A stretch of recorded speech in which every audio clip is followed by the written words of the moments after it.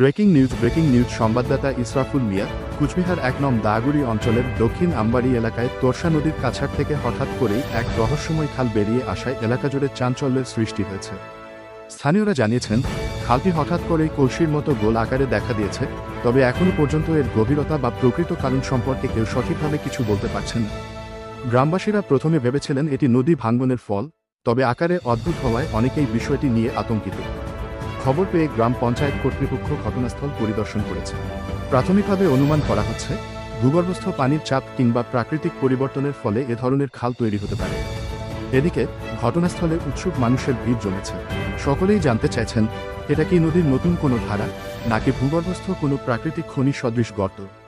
পুষ্পিন স্থানীয় মানুষ প্রশাসনের কাছে দ্রুত তদন্তের দাবি জানিয়েছেন। লেখার হাত নিজস্ব সংবাদদাতা ইসরাফুল মিয়া।